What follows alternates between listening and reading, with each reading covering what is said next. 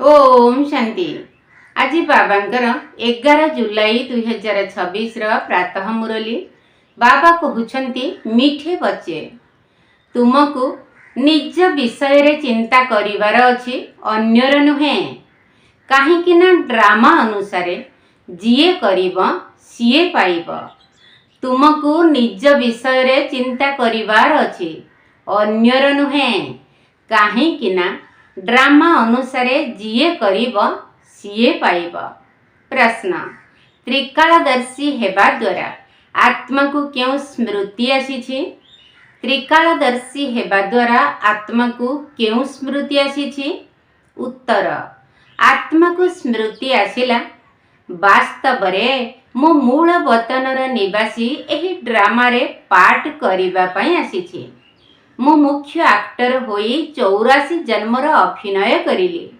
वर्तमान बाबांक सम्मुखरे अछि। पुणी तांक साथी रे घर को जीवी। मते पवित्र होई घर को जीवाकू हेबा। पुणी सुख धाम को आसीबाकू हेबा। एही समस्त खेल भारत उपरे ही तैयारी होईछि। त्रिकालदर्शी हेबा द्वारा आत्मा को एही सबु स्मृति आसी जाईछि। गीत मरना तेरी गली में जीना तेरी गली में। ओम शांति। एही गीत किए गाइले? पिला माने कौन कहउछंती? बाबा एबे तो केवल आपणकर गଳାର हार ही हेबार अछि। एही शरीर तो एही ठारे ही छाड़ी देबाकू अछि। पिला माने जानिछंती शांति धाम बा निर्वाण धाम रे बाबा एवं आमे आत्मारूपी संतान माने रही थाउ। एबे बाबा बारंबार कहउछंती निजको आत्मा निश्चय कर। तुमे जानिछ आमे आत्मा माने बाबांक साथी रे निर्वाण धामर निवासी थिलु। पुणी एही शरीर धारण करी 84 जन्मर चक्र लगाइछु। पिला माने जानिछंती वास्तव रे आमे निर्वाण धामर निवासी अटु। एबे पुनर्बार बाबा आसीछंती। तुमे माने एठारे बसीछ देखुछ बाबा सम्मुखरे बसीछंती। एठारे हेला लौकिक शरीरर संबंध। आमे सब वास्तव रे आत्मा थिलु। पुणी लौकिक संबंध रे आसी सुख एवं दुखर जीवन बिताइलु। एबे तुमे आत्मा माने त्रिकालदर्शी होइछ। बाबा मध्य तिनि काल तिनि लोकर ज्ञाता अटंती। तुमे माने मध्य पुरुषार्थर क्रम अनुसार जानिछ। पाठ पढ़ार स्मृति तो रहिबा उचित ना। एबे तुमर स्मृति आसीछि। बाबा बुझाई छंती तुमे माने मूल वतनर निवासी अट। वर्तमान तुमे बाप दादांक द्वारा त्रिकालदर्शी होइछ। तुमे जानिछ एही ड्रामा रे आमे माने मुख्य अभिनेता अटु। सारा ड्रामार ज्ञान वर्तमान तुम बुद्धि रे अछि। एबे आमर मने पडुछि जे आमे अधा कल्प सुख धाम रे ही रही थाउ। सेठारे रावण न थाए। आमे माने पूरा 84 जन्मर ही चक्र लगाउछु। एबे बाबा सम्मुखरे बसिछंती। आपणक श्रीमत रे चली आमे आपणक साथी रे जीवु। जेते होई परिबो आपणकु मने पकाइबु। तुम संतान मानकर सारा दिन एही चिंतन ही रहिबा उचित। जेते बेले कि तुमे माने त्रिकालदर्शी होइछ। उच्चरु उच्च हेले भगवान तांक साथी रे तुमे माने मध्य उच्चरु उच्चरे रहिला बाला अट। एबे तुम संतान मानकु घरर स्मृति आसीछि। आमे पवित्र होई निजर परम धाम घर को जीवो। शिव बाबांकर पूजा हेउछि एवं शालग्राम मानकर मध्य पूजा हेउछि। बाबा ही आसी आत्मा मानकु पावन करुछंती। एकमात्र बाबा आत्मा मानकु पवित्र करिथंती। आउ केही करि परिबे नाही। एबे तुमे सारा ड्रामार खेल को जानी जाइछ। तुमे माने बुझिछ भारत उपरे ही खेल तैयारी होइछि। तेबे एबे तुम संतान मानकु बाबा सम्मुखरे बसी बुझाउछंती। प्रत्येक जीवात्मा जानिछंती बाबा ज्ञानर सागर अटंती। तांकु भक्ति मार्ग रे डाकी आसीछंती एवं प्रतिज्ञा करि आसीछंती बाबा आपण जेबे आसीबे तेबे निश्चय आमे आपणक मतरे ही चलिबो। ଏହା କୌଣସି ଲୌକିକ ସମ୍ବନ୍ଧର କଥା ନୁହେଁ। ତୁମକୁ ଦେହୀ ଅଭିମାନୀ ହୋଇ ଏହା ବୁଦ୍ଧିରେ ରଖିବାକୁ ହେବ ଯେ ମୋତେ କେବଳ ବେହଦ୍ର ପିତାଙ୍କର ଶ୍ରୀମତରେ ଚାଲିବାକୁ ହେବ। ତାଙ୍କ କଥା ହିଁ ମାନିବାର ଅଛି। ସିଏ ତ ବହୁତ ସହଜ ଭାବରେ ବୁଝାଉଛନ୍ତି। ଏବେ ତୁମର ଜ୍ଞାନର ତୃତୀୟ ନେତ୍ର ଖୋଲି ଯାଇଛି। ଏହି ଜ୍ଞାନ ତୁମର ଏହିଠାରେ ଅଛି। ମୂଳ ବତନରେ ବାବା ଏବଂ ପିଲାମାନେ ରହିଥାନ୍ତି। ସେଠାରେ ଏସବୁ କଥା କାହାକୁ ଜଣା ନଥାଏ। ଏବେ ତୁମ ସନ୍ତାନମାନଙ୍କୁ ବାବା ନିଜ ବିଷୟରେ ସମସ୍ତ ଜ୍ଞାନ ଦେଉଛନ୍ତି। ସିଏ ହିଁ ଜ୍ଞାନର ସାଗର ଅଟନ୍ତି ଏବଂ ଅନ୍ୟ କୌଣସି ସତ୍ସଙ୍ଗରେ ଏଭଳି କେହି କହିବେ ନାହିଁ ଯେ ବାବା ଆମ ଆତ୍ମାମାନଙ୍କୁ ପଢ଼ାଉଛନ୍ତି। ଏକଥା ତୁମେ ଜାଣିଛ। ବାରମ୍ବାର ତୁମକୁ କହିବାକୁ ପଡ଼ୁଛି, ଦେହୀ ଅଭିମାନୀ ହୁଅ। ଆତ୍ମା ଏହି ଡ୍ରାମାରେ ଅଭିନେତା ଅଟେ, ତେଣୁ ଅଭିନୟ କରୁଛି। ମୁଁ ଆତ୍ମା ହିଁ ଶରୀର ରୂପୀ ବସ୍ତ୍ରକୁ ଧାରଣ କରିଛି। ସେହି ଅଭିନେତାମାନେ କେବଳ ବସ୍ତ୍ର ପରିବର୍ତ୍ତନ କରିଥାନ୍ତି। ତୁମେ ଆତ୍ମାମାନେ ନିରାକାରୀ ଦୁନିଆରୁ ଏଠାକୁ ଆସି ଏହି ଶରୀର ରୂପୀ ବସ୍ତ୍ରକୁ ଏହିଠାରେ ହିଁ ଧାରଣ କରୁଛ। ଦୁନିଆର ସେହି ଅଭିନେତାମାନେ କେବଳ ନିଜର ବସ୍ତ୍ରକୁ ପରିବର୍ତ୍ତନ କରି ଅଭିନୟ କରିଥାନ୍ତି। ଆମ ଆତ୍ମାମାନଙ୍କୁ ବାବା ପୁନର୍ବାର ଆସି ରାଜଯୋଗ ଶିଖାଉଛନ୍ତି। ଏବେ ତୁମେ ପିଲାମାନେ ଜାଣୁଛ, ବାବା ଆସିଯାଇଛନ୍ତି। ତେଣୁ ନିଶ୍ଚିତ ଆମେ ବାବାଙ୍କର ସହଯୋଗୀ ହେବୁ। ନିଜେ ପବିତ୍ର ହୋଇ ଭାରତକୁ ପବିତ୍ର କରିବୁ। ଆମକୁ ଶ୍ରୀମତରେ ହିଁ ଚାଲିବାର ଅଛି। ଶ୍ରୀମତ କହୁଛି ବାବାଙ୍କୁ ମନେ ପକାଇବାକୁ ହେବ। ଯିଏ କରିବ ସିଏ ପାଇବ। ସମସ୍ତେ ତ ଆସି ପୁରୁଷାର୍ଥ କରିବେ ନାହିଁ। ଯେଉଁମାନେ କଳ୍ପ ପୂର୍ବରୁ ପୁରୁଷାର୍ଥ କରିଥିଲେ ସେହିମାନେ ହିଁ କରିବେ। ଏବେ ଆମକୁ ଫେରିବାକୁ ହେବ। ସେଥିପାଇଁ ପୁରୁଷାର୍ଥ କରି ନିଶ୍ଚିତ ପବିତ୍ର ହେବାକୁ ପଡ଼ିବ। ଆମେ ଉପରେ ମୂଳ ବତନର ନିବାସୀ ଅଟୁ। ପ୍ରଥମେ ଆମେ ହିଁ ସ୍ୱର୍ଗକୁ ଆସିଥିଲେ। ପୁଣି ସିଡ଼ିରେ ତଳକୁ ତଳକୁ ଖସି ଆସିଛୁ। ବାବା ମଧ୍ୟ ଭାରତବାସୀମାନଙ୍କୁ ବୁଝାଉଛନ୍ତି। ବାବା ଭାରତକୁ ହିଁ ଆସୁଛନ୍ତି। ଅଧିକ ଭାରତରେ ହିଁ ଡାକୁଛନ୍ତି ଯେ ଏଠାକୁ ଆସି ଆମକୁ ପବିତ୍ର କର। ଶରୀର ଧାରଣ କରି ଆମକୁ ଶ୍ରେଷ୍ଠ କର୍ମ ଶିଖାଅ। ଶରୀରର ନାମର ମଧ୍ୟ ଗାୟନ ହେଉଛି। ଇଏ ଭାଗ୍ୟଶାଳୀ ରଥ ଅଟନ୍ତି ବ୍ରହ୍ମା ବାବା। ବାବା ମଧ୍ୟ କହୁଛନ୍ତି, ମୁଁ ସାଧାରଣ ଶରୀରରେ ପ୍ରବେଶ କରୁଛି। ପୂର୍ବରୁ ମଧ୍ୟ କହିଥିଲି। ଏବେ ତୁମ ପିଲାମାନଙ୍କର ସ୍ମୃତି ଆସିଛି। ନିଶ୍ଚିତ ଭାବରେ 5000 ବର୍ଷ ପୂର୍ବରୁ ମଧ୍ୟ ବାବା ଏହି କଥା କହିଥିଲେ। ଆଉ କେହି ବି ଏକଥା କହିପାରିବେ ନାହିଁ। ବାବା ହିଁ କହୁଛନ୍ତି, 5000 ବର୍ଷ ପୂର୍ବରୁ ମଧ୍ୟ ମୁଁ ଏହି ଶରୀରରେ ଆସି ତୁମକୁ ବୁଝାଇଥିଲି। ଏବେ ପୁଣି ତୁମ ସନ୍ତାନମାନଙ୍କୁ କହୁଛି, ଆତ୍ମ ଅଭିମାନୀ ହୁଅ। ଯେମିତି ନାଟକର କଳାକାରମାନଙ୍କର ମନେ ରହିଥାଏ ମୁଁ କେଉଁ ବସ୍ତ୍ରକୁ ଧାରଣ କରି କି ଅଭିନୟ କରୁଛି। କିନ୍ତୁ ସେମାନେ ତ ଦେହ ଅଭିମାନୀ ଅଟନ୍ତି। ଏସବୁ ହେଲା ବେହଦର କଥା। ଆମକୁ ଆତ୍ମ ଅଭିମାନୀ ହେବାର ଅଛି। ଆମେ ବାସ୍ତବରେ ଆତ୍ମା ହିଁ ଅଟୁ। ଏବେ ଆମର ଅଭିନୟ ଶେଷ ହେବାକୁ ଯାଉଛି। ବାବା ସମ୍ମୁଖରେ ବସି ସବୁ କିଛି ତୁମମାନଙ୍କୁ ବୁଝାଉଛନ୍ତି। ଏହି କଥାକୁ ଭୁଲି ଯାଅ ନାହିଁ। ମାୟା କେତେ ବିଘ୍ନ ପକାଉଛି। ବାବା ବୁଝାଉଛନ୍ତି, ପିଲାମାନେ ତୁମକୁ କୌଣସି ବି ବିକର୍ମ କରିବାର ନାହିଁ। ମନ ଭିତରେ ବହୁତ ତୋଫାନ ତ ଆସିବ। ନିଜର ପରୀକ୍ଷା ନେବାକୁ ହେବ। ମୋର କର୍ମେନ୍ଦ୍ରିୟ ଗୁଡ଼ିକ ଚଳାୟମାନ ହେଉନାହାନ୍ତି ତ ମୁଁ କାମ ବିକାରକୁ ଜିତି ପାରିବି? ତୁମ ପାଇଁ ତ ବହୁତ ସହଜ ଅଟେ।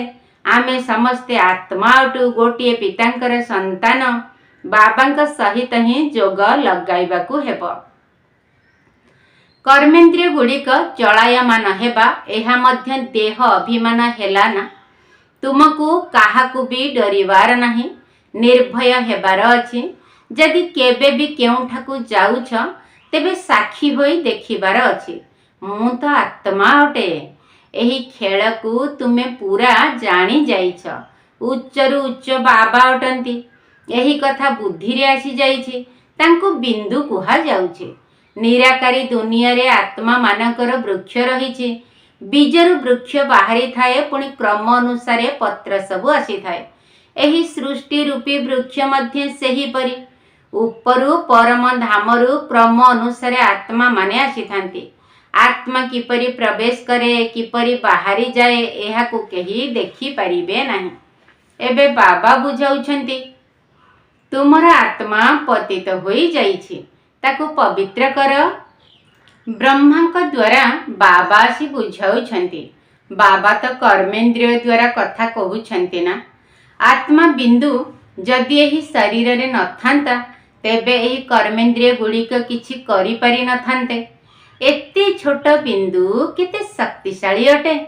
ତା ଭିତରେ ସାରା ଜ୍ଞାନ ରହିଛି। ବାବା ଜ୍ଞାନର ସାଗର ଅଟନ୍ତି। ଯିଏକି ତୁମକୁ ବସି ବୁଝାଉଛନ୍ତି, ତାଙ୍କ ଭିତରେ ସାରା ଜ୍ଞାନ ରହିଛି। ତାଙ୍କର ଏହି ପାଠ ମଧ୍ୟ ଡ୍ରାମାରେ ନିର୍ଦ୍ଧାର୍ଯ୍ୟ ଅଛି। ତୁମ ଆତ୍ମାରେ ମଧ୍ୟ 84 ଜନ୍ମର ପାଠ ରହିଛି। ତୁମେ ଦୁଃଖ ସୁଖର ପାଠ କରୁଛ, ଦୁଃଖରେ ବହୁତ କଷ୍ଟ ଭୋଗ କରୁଛ। ବାବା କହୁଛନ୍ତି, ମୁଁ ତ ପୁନର୍ଜନ୍ମରେ ଆସୁନାହିଁ। ତୁମେ 84 ଜନ୍ମ ନେଉଛ, ମୁଁ ତ ନେଉନାହିଁ। ମୁଁ ଆସି ତୁମ ସନ୍ତାନମାନଙ୍କୁ ସହଜ ଉପାୟ ବତାଉଛି ଯେ ମୋତେ ମନେ ପକାଅ, ତେବେ ପବିତ୍ର ହୋଇଯିବ। ଅଧା କଳ୍ପ ତୁମେ କାମ ଅଗ୍ନିରେ ବସି ତମ ପ୍ରଧାନ ପତିତ ହୋଇଯାଇଛ। ଆତ୍ମାମାନଙ୍କ ସାଥିରେ ହିଁ ବାବା କଥାବାର୍ତ୍ତା କରୁଛନ୍ତି। ଆତ୍ମାର କର୍ମେନ୍ଦ୍ରିୟ ଗୁଡ଼ିକ ପ୍ରଥମେ ଛୋଟ ହୋଇଥାନ୍ତି, ପରେ ବଡ଼ ହୋଇଥାନ୍ତି। ଆତ୍ମା ତ ଛୋଟ ବଡ଼ ହୋଇନଥାଏ। ଆତ୍ମା ହିଁ କହିଥାଏ, ହେ ପତିତ ପାବନ ଆସ।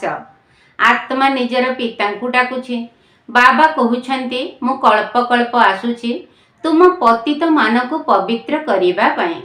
ଏବେ ତୁମେ ଜାଣିଛ ଆତ୍ମା କିପରି ଯିବା ଆସିବା କରୁଛି। ମନୁଷ୍ୟ ଆତ୍ମାକୁ ଦେଖିବା ପାଇଁ ବହୁତ ଚେଷ୍ଟା କରୁଛନ୍ତି ଯେ ଦେଖିବା ଆତ୍ମା କିପରି ବାହାରି ଯାଉଛି, କିନ୍ତୁ କାହାକୁ ଜଣାପଡ଼ୁନାହିଁ, କାରଣ ଏହା ଅତି ସୂକ୍ଷ୍ମ ଅଟେ। ଏତେ ଛୋଟିଆ ଆତ୍ମାରେ କେତେ ପାଠ ଭରା ହୋଇ ରହିଛି। ଯେପରି ମଞ୍ଜି ଭିତରେ ବୃକ୍ଷର ସାରା ଜ୍ଞାନ ରହିଥାଏ। ସେହି ମଞ୍ଜି ତ ଜଡ଼ ଅଟେ। ବରଗଛର ମଞ୍ଜି କେତେ ଛୋଟ, ସେଥିରୁ କେତେ ବଡ଼ ଏବଂ ଲମ୍ବା ବୃକ୍ଷ ସୃଷ୍ଟି ହେଉଛି। କଲିକତାରେ ଥିବା ବରଗଛକୁ ଅନେକ ପିଲା ଦେଖିଥିବେ। ବହୁତ ବଡ଼ ବୃକ୍ଷ, ତାର ମୂଳ ସମ୍ପୂର୍ଣ୍ଣ ଭାବେ ସଢ଼ି ଯାଇଛି, ବାକି ବୃକ୍ଷଟି ଓହଳ ଦ୍ୱାରା ଛିଡ଼ା ହୋଇଛି। ଏହି ସୃଷ୍ଟି ରୂପୀ ବୃକ୍ଷ ମଧ୍ୟ ସେହିପରି। ଦେବତା ଧର୍ମ ରୂପୀ ମୂଳଦୁଆ ନାହିଁ। ବୃକ୍ଷର ମଧ୍ୟ ବର୍ତ୍ତମାନ ଜୀର୍ଣ୍ଣଶୀର୍ଣ୍ଣ ଅବସ୍ଥା ହୋଇଗଲାଣି। ଏ କଥା ମଧ୍ୟ ତୁମେମାନେ ଜାଣିଛ। ସେଥିପାଇଁ ତ ସରକାରଙ୍କୁ କହୁଛ ଯେ ଆମେ ଏତିକି ସମୟ ମଧ୍ୟରେ ଦୁନିଆକୁ ପବିତ୍ର କରି ଦେଖାଇବୁ। ମନୁଷ୍ୟମାନେ ଏହି ସବୁ କଥାକୁ ବୁଝିପାରୁନାହାନ୍ତି। ତୁମର ତ ନିଶ୍ଚୟ ରହିଛି ଯେ ଆମେ ଏହି ଭାରତକୁ ନିଶ୍ଚିତ ଶ୍ରେଷ୍ଠାଚାରୀ କରିବୁ।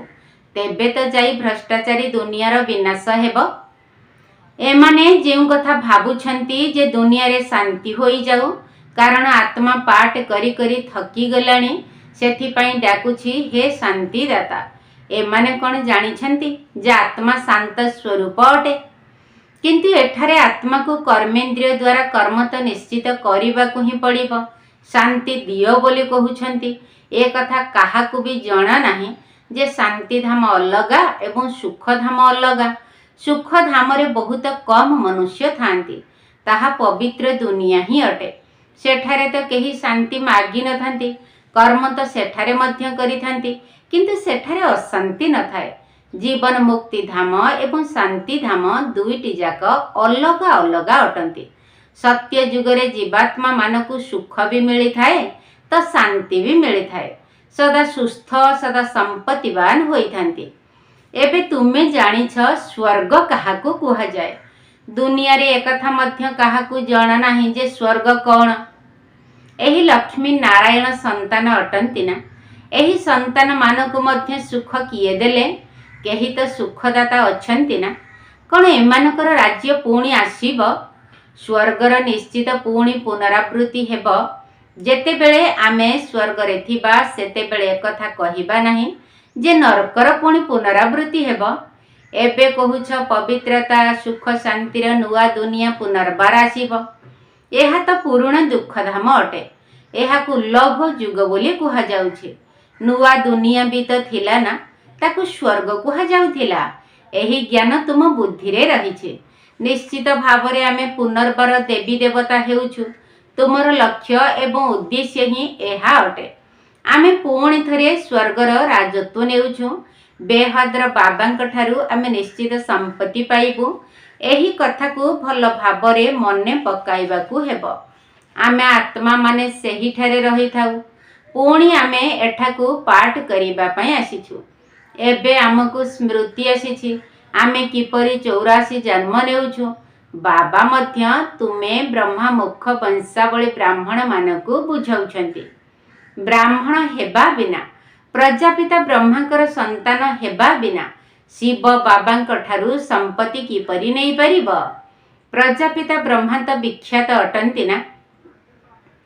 ब्रह्मांक द्वारा नुआ दुनियार स्थापना करुछंती। तेणु नुआ दुनियार राज्य मध्य निश्चित सेमानकू मिलिथिबो। 5000 वर्ष पूर्वरु मध्य ब्रह्मांक द्वारा विष्णुपुरी स्थापना करिथिली। एबे पुणी पुनरावृत्ति हेबो। सेथिपाई तुमे प्रस्तुति करुछ। केतेक पिला पचारुछंती ड्रामा को बड़ मने करिबा ना पुरुषार्थ को बड़ मने करिबा। बुझा जाउची पुरुषार्थ तो निश्चित करिबा को ही हेबो। पुरुषार्थ बिना प्रारब्ध किपरि मिलिबो। पूरा पुरुषार्थ करिबा को हेबो। केही जदि भल भाबरे पुरुषार्थ करिथांती तेबे बुझिबा को होई थाए जे ड्रामा अनुसार यांकर भल पुरुषार्थ चालुछि। पद मध्य भल पाइबे। तांकर पुरुषार्थ बहुत तीव्र गति रे चलीछि। चालू चालू पुणी कहार कम पद मध्य होई जाउछि। ब्राह्मणी माने जानिछंती एवं ब्राह्मणी मानक पाखकू आसिला बाला मध्य जानिछंती। अमुक बहुत भल भाबरे पुरुषार्थ करुथिला आजिकाली आसु नाही। कहउछंती किए जाने मो बुद्धि रे काहे की धारणा हेउ नाही। बाबा को मो स्मरण ही करि पारु नाही। बस मु चाली परिबे नाही। लक्ष्य बहुत उच्च एही भली भाबरे लेखि देउछंती। मूल कथा ही हेला निर्विकारी हेबा। विकार गुड़ी को छाड़िबा बड़ मुश्किल। तुमे जानिछ ड्रामा अनुसारे कल्प पूर्व भली यांकर एही भली अवस्था चाली आसीछि। अच्छा मीठा मीठा सिकिलधे संतान मानक प्रति माता पिता बाप दादांकर मधुर स्नेह संपन्न शुभेच्छा एवं सुप्रभात। आत्मिक पितांकर आत्मिक संतान मानक नमस्ते। आम आत्मिक संतान मानकर आत्मिक बाप दादांकु नमस्ते नमस्ते नमस्ते एवं सुप्रभात। धारणा पाई मुख्य सार प्रथम पॉइंट एही बेहद्र खेल को साक्षी होई देखिबार अछि। काहाकू भी डरिबार नाही। निर्भय हेबा पाई मु आत्मा अटे। एही पाठ को पक्का करिबार अछि। एही बेहद्र खेल को साक्षी होई देखिबार अछि। काहाकू भी डरिबार नाही। निर्भय हेबा पाई मु आत्मा अटे। एही पाठ को पक्का करिबार अछि। द्वितीय पॉइंट निजर जांच करी निजर परीक्षा नेबा को हेबो जे कौनसी भी कर्मेंद्रिय चंचल हेउ नाही तो काम विकार उपरे विजय प्राप्त करिछि। देही अभिमानी केते पर्यंत हेलिणी। निजर जांच करी निजर परीक्षा नेबा को हेबो जे कौनसी भी कर्मेंद्रिय चंचल हेउ नाही तो काम विकार उपरे विजय प्राप्त करिछि। देही अभिमानी केते पर्यंत हेलिणी। वरदान एकमात्र बाबांकर स्मृति द्वारा सच्चा सुहाग अर्थात सद्धवा पणियार अनुभव करुथिबा भाग्यवान आत्मा भव। एकमात्र बाबांकर स्मृति द्वारा सच्चा सुहाग अर्थात सद्धवा पणियार अनुभव करुथिबा भाग्यवान आत्मा भव। जेउ माने कौनसी भी आत्मार कथा शुणुथिले मध्य शुणंती नाही। अन्य कौनसी आत्मार स्मृति संकल्प बा स्वप्न रे मध्य आणंती नाही। अर्थात कौनसी भी देहधारी प्रति आकर्षित हुअंती नाही। एकमात्र बाबा द्वितीय केही नुहे। एही स्मृति रे रही थांती। सेमानक मस्तक रे अविनाशी सुहागर तिलक लागी जाई थाए। एही भली सच्चा सुहागिनी आत्मा माने ही भाग्यवान अटंती। स्लोगन जदि निजर श्रेष्ठ स्थिति निर्माण करने चाहूछ तेबे प्रथमे अंतर्मुखी हुआ तापरे बाह्य मुखतारे आस। जदि निजर श्रेष्ठ स्थिति निर्माण करने चाहूछ तेबे प्रथमे अंतर्मुखी हुआ तापरे बाह्य मुखतारे आस। अव्यक्त इशारा जेपरि कौनसी जिनिस को जदि नियारे पकाई देव तेबे तार नाम रूप गुण इत्यादि सबू बदली जीव। सेहीपरि जेतेबेले तुमे माने बाबांकु मने पकाइबार लगनर अग्नि रे पड़ी जाउछ, सेतेबेले परिवर्तन होई जाउछ। मनुष्यरु ब्राह्मण होई जाउछ, तापरे ब्राह्मणरु फरिश्ता तथा देवता होई जाउछ।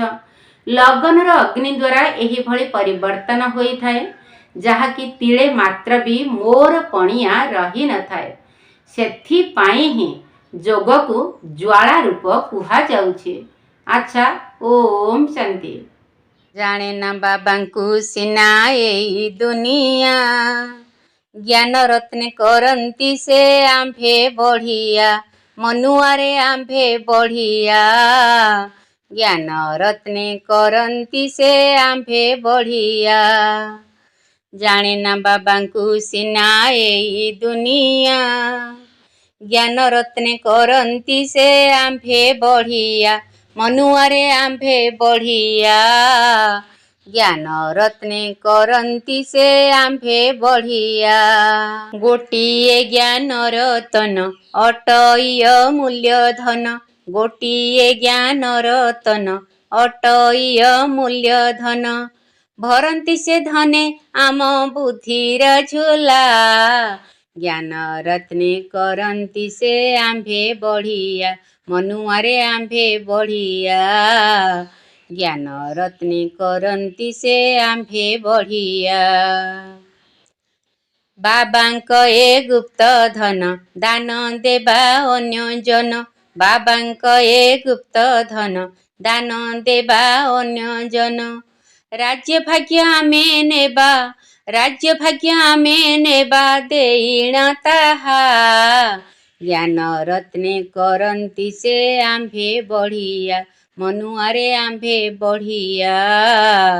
ज्ञान रत्ने करंती से आंभे बढ़िया।